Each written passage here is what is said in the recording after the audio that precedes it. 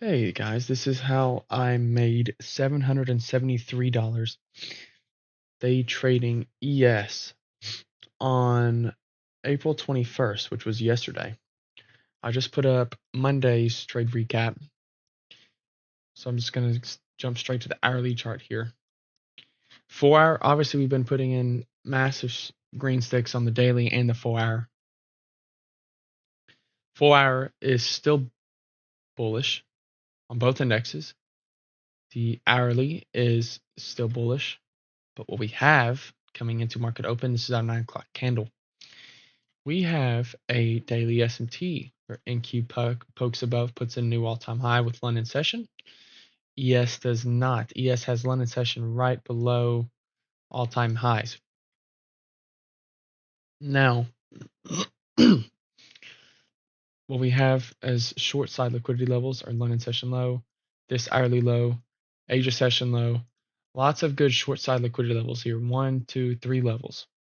But the reason I'm not going to mark those is because what we do at open is we immediately come down first 15 minutes and take out all of those.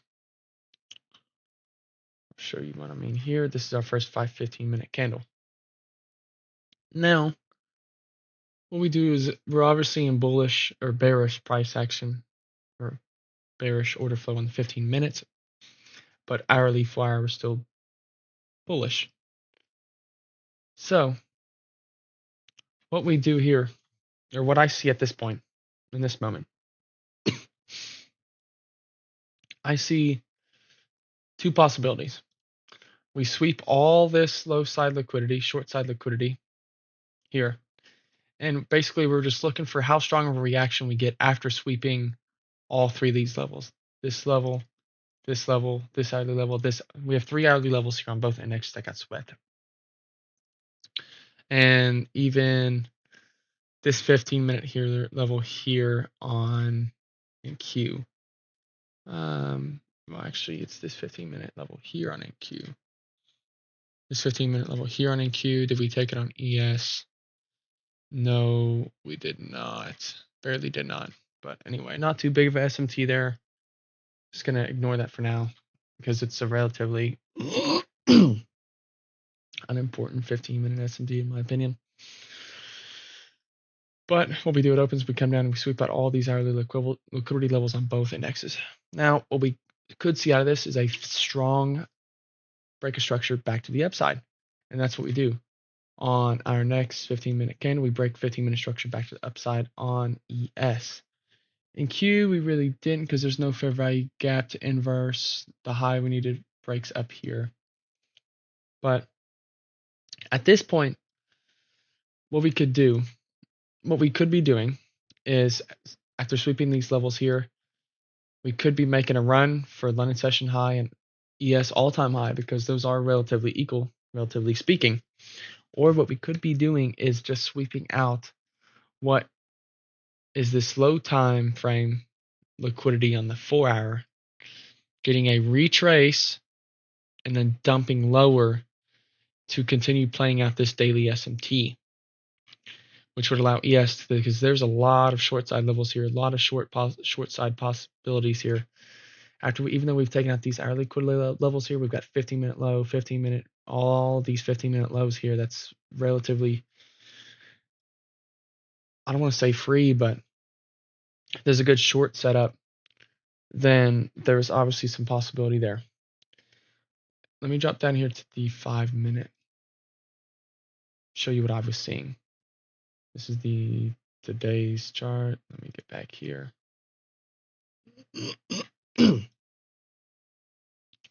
This is 10:20. Now, this was getting relatively not late into the trading day, but getting to a point where I was beginning to consider walking away, if you will.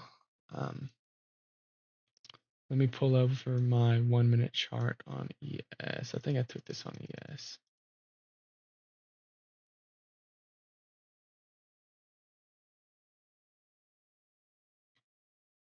Yeah. Okay. Let me put this back. So we come down, sweep up all this liquidity on the 5-minute. And what we do is we inverse a 5-minute gap. silver and bullish order flow on the 5-minute and 15-minute on the ES. In Q, we're bullish order flow on the 5-minute, but not the 15-minute. But what we get here, guys, is look at this. We have a daily S&T playing out, and we have a 5-minute/15-minute S&T playing out. I would have absolutely loved for NQ to come up and take out London session high, so we could have a session S&T and this 5-minute, 15-minute S&T and the daily. That would have been A+ setup for me. But even though we're in the bullish order flow on the 5-minute and 15-minute, these S&Ts here are so strong to me that I was willing to look for a short setup. And what we needed to confirm that was a break of structure, disrespective order flow on the 5-minute back to the downside. And what we get is we get that on ES. We break 5-minute structure. What we get a retrace back into a 5-minute confluence on the 1-minute, and then a 1-minute break to the downside. Then, after that 1-minute break at the downside, what we get is we have a 1-minute SMT as well, from here to here and up to here. And after we put in this 1-minute SMT, that's when I took my short entry. I'll show you on the 1-minute here in a second what that looks like. Now, some might be wondering why I took a short here, because the 5-minute still looks, 5-minute looks so bullish to the upside. Our objective, or my objective when trading this strategy, is we have to determine if we are either in a trend continuation or a trend reversal. Now, the reason that I believe this to be a trend reversal is because we have this daily S&T. We sweep it on NQ. As soon as we put it, sweep out the high on NQ, but don't on ES.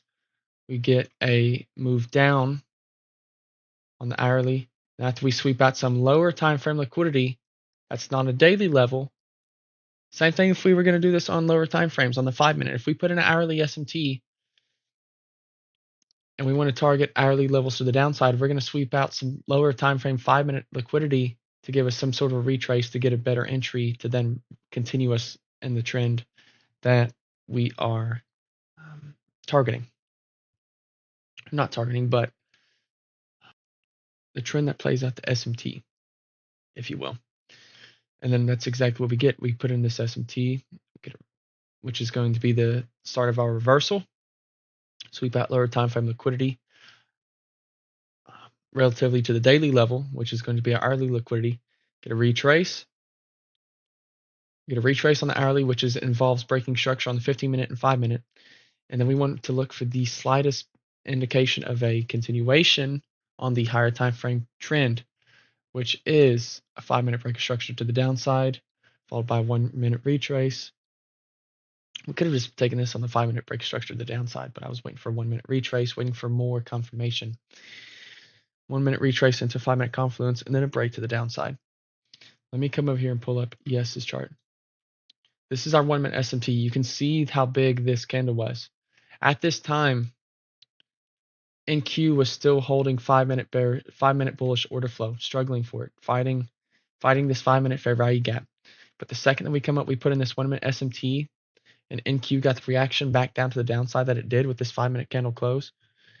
To me, there's only so many times you can test the fair value gap before you actually end up breaking through it. And this is what we see. We put in this 1-minute SMT, which is extra confluence. And this is when I make my entry. I enter in here, risking above this high. Got a great risk to reward on this. My first target was